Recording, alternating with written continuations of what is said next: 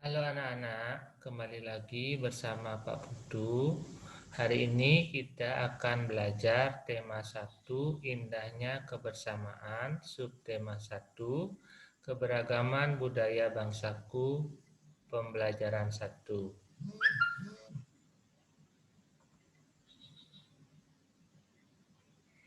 Nah, coba anak-anak sekarang perhatikan gambar berikut di bawah ini.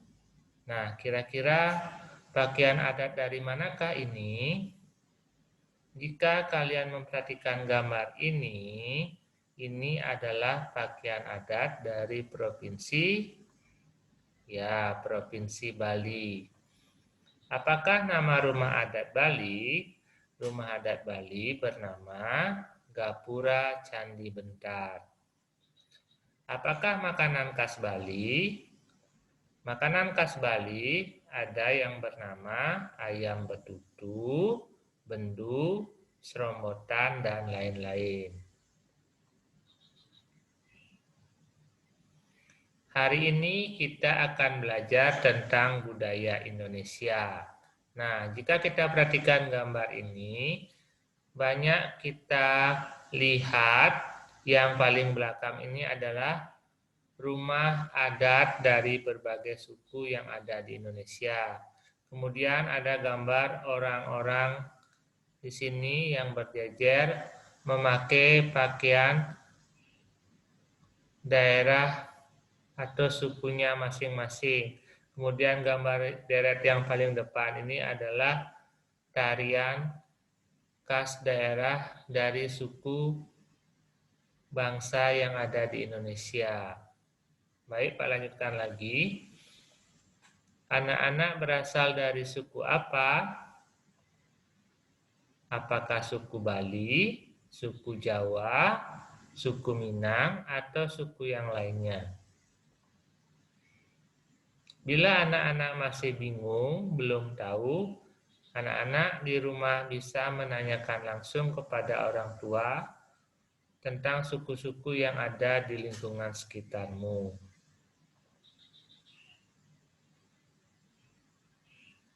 Indonesia terdiri atas berbagai macam suku bangsa dan budaya, namun tetap dalam satu wadah Negara Kesatuan Republik Indonesia atau NKRI. Keragaman tersebut merupakan anugerah dari Tuhan Yang Maha Esa.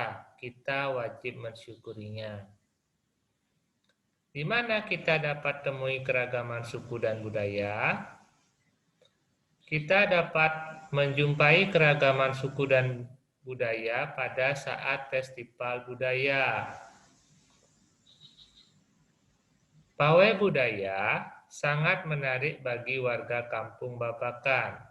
Pawai ini selalu menampilkan keragaman budaya Indonesia.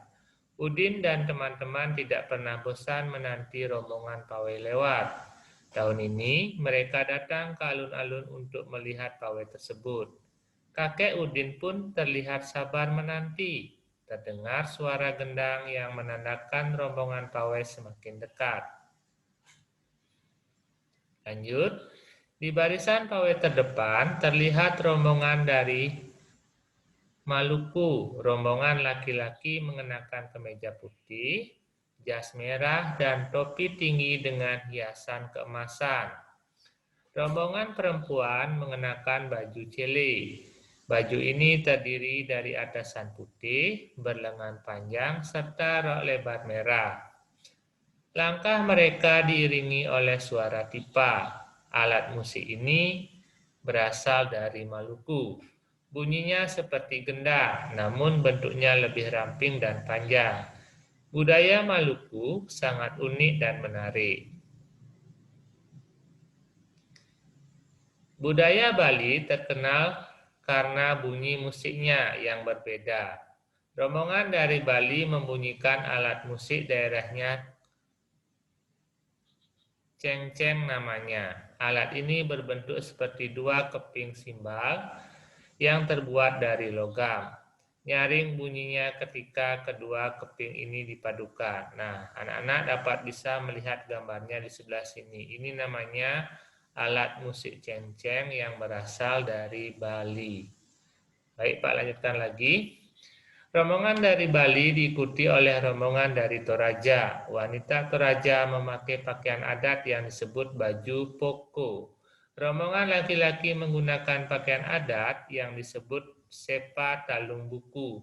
Rombongan Toraja membunyikan alat musik khas mereka, papompang namanya. Alat musik ini berupa suling bambu besar yang bentuknya seperti angklung.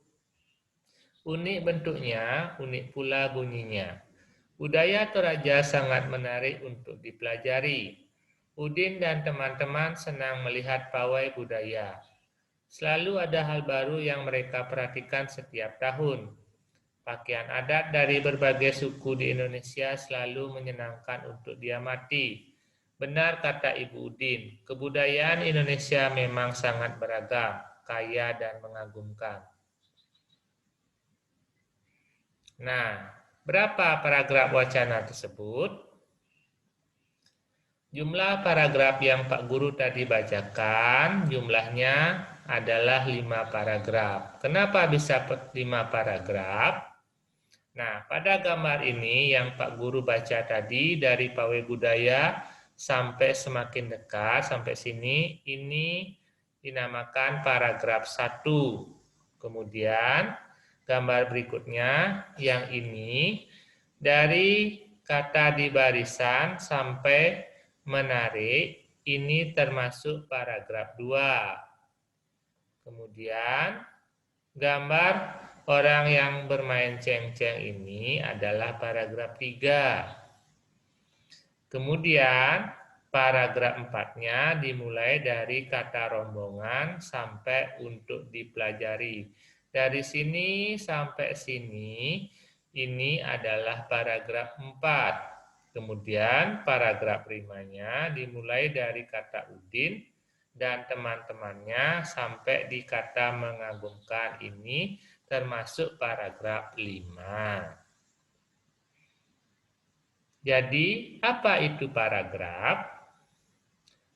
Paragraf nama lainnya adalah alinea. Jadi, yang dimaksud paragraf atau alinea adalah bagian wacana yang mengungkapkan satu pikiran yang lengkap atau satu tema yang dalam ragam tulis ditandai oleh baris pertama yang menjorok ke dalam atau jarak spasi yang lebih. Setiap bacaan biasanya terdiri atas beberapa paragraf. Setiap paragraf memiliki gagasan pokok yang didukung oleh gagasan pendukung. Apa itu gagasan pokok dan gagasan pendukung? Gagasan pokok adalah ide utama yang dibahas dalam suatu bacaan, dapat berupa kalimat inti atau berupa pokok paragraf. Sedangkan yang dimaksud gagasan pendukung adalah uraian atau tambahan informasi untuk gagasan pokok.